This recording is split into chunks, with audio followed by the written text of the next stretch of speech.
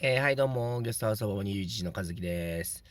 今日は今、長野県に来てます。で、長野県、今から、長野のボランティア会場に行って、少しでもお手伝いできればなというふうに思っております。また、この現場の状況とか、動画でレポートできればなと思ってますんで、それでは行きたいと思います。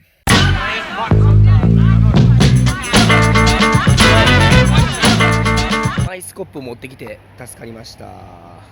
見るかな。マイスコップ、福井から持ってきました。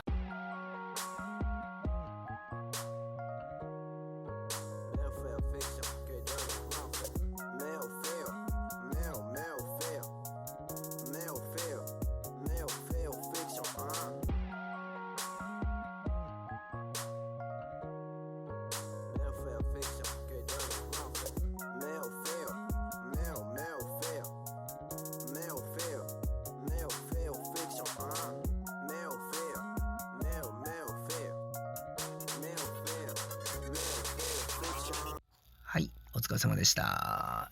ボランティアに行ってきました。まずは、概要を説明すると、長野市の運動公園っていうところに、まず車を置きまして、マイクロバスで、柳原やったかな、柳町やったかなっていう、ところにマイクロバスで行きまして、またマイクロバスからさらに、より今回は長沼という地区にボランティアに行ってきました。長沼っていう地区は沼っていう漢字もある通り、多分もともと多分埋め立てだったりそういうところもあるのかもしれないですけど、堤防、千曲川の堤防が多分決壊したところで、最も被害の大きいところだったみたいです。本当に家とかで、車とかですね、瓦礫がまだ普通に散乱してますし、もう道路には土だらけという、今回は長沼の松地区に行って、そこから、招待を組んで、8人とかの組んで、さらにそれを4つのチームにして、1チーム30人ぐらいで、各お家に派遣するんですけど、そのお家に行って、その敷地というか庭の方にあるのは、本当にどこの家かわからない土とか瓦礫とかっていう感じでございました。で、その隣のお家は、もう瓦礫が散乱してるんですけど、もう諦めて、もう移り住んで、もう今日は28日なんで、約2週間後ですけど、被災の2週間後ですけど、そこからはもう1回も帰ってこずに、もうほったらかしみたいなところもあります。でもそれの気持ちもよくわかります。もうどうしようもないんで、家の柱が斜めになっていて、もう明らかにもうクレーンか何かで壊す以外ない、柱が残っていて、例えばそれをスケルトンにしてリフォームみたいなことができるとはいいんでしょうけど、それはもうできなさそうな物件なんで、みたいなことですね。はい。今回やったのは、その一つのお家に行って、土をかき出すという作業をしてきました。道路脇に空き地みたいなところなのか、もう何もなくなったところにまず土を固めておいて、後日、市役所とかその災害支援のなんかところで多分クレーン車とかで土を運び出して捨てるんだと思います。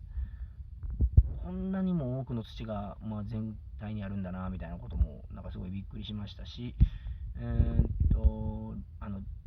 っぱ長野ってリンゴ有名なんだと思うんですけど、リンゴの農園がすごく土に埋まっていたりとか、して、このリンゴも食べられないんかなと思って、前の日に長野市の飲食店に友達とご飯を食べに行って、そこに復興支援のリンゴとモッツァレラチーズのサラダみたいなのがあって食べて、リンゴもなんか災害支援とかなるんやなと思ってたら、そういうことかって感じでした。リンゴの農園が多分街中にたくさん植わってて、リンゴ農家さんが多分たくさんいる中で、もう泥になってしまったり、もう落ちてしまったリンゴとか、なかなかいわゆるピカピカの商品化しづらいリンゴみたいなのを買って飲食店さんが多分メニュー化してたりしたんだと思います。はい。もう一個だけお話しすると、去年ですね、岡山県倉敷市の真備町という、それも台風だったか、台風じゃないか、大雨災害で、だったところがあったと思うんですけど、そこに、被災の3ヶ月後ぐらいに、ボランティアに行きまして、それは泥がかき出された後の本当に家の中の空っぽの家が本当何十軒何百軒とずらっとこう一面人が住んでない町が出来上がってたところを、解体をして、素人がバールを持って壁を砕いてスケルトンにして柱にしてリフォームしやすいようにするっていう作業をしました。今回は2週間後っていうことでその手前だったんだなというふうに理解して、逆に真備町の、多分災害起きてすぐはこういう今日みたいな泥かき出しとか瓦礫かき出しをやったんだろうなと思うし、多分この後長野とかもしかしたら千葉福島みたいなそんな感じなのかもしれないんですけど、今は泥かき出し瓦礫かき出しの後、じゃあスケルトンにした家をリフォームするのか建て壊すのかっていう感じになって、リフォーム屋さん解体屋さんを待ってると多分人手が足りないんで、素人で壁を壊すと壁を砕くっていう作業が入っていくと思います。はい。また長野駅前は全然大丈夫で、まあ、飲食店さん普通に元気にやってましたし、なんかやっぱ、旅行してお金を落とすのも一つ、そのお金回すのも一つだし、こういう支援も必要だなと思って、つまり、プロ町だと、絶対に何年かかるか分かんないっていうのを無償のボランティアでやるっていうことは、こう、プライスレスな、お金以上の価値のある活動っていうのが、最近去年の倉敷の真備で理解できたんで、今回も来るようにしましたけど、そういう感じで、やってきました。はい。以上です。ごまに帰って、また明日から仕事頑張って、お金を回せる、経済を回せるように頑張っていきたいと思います。お疲れ様でした。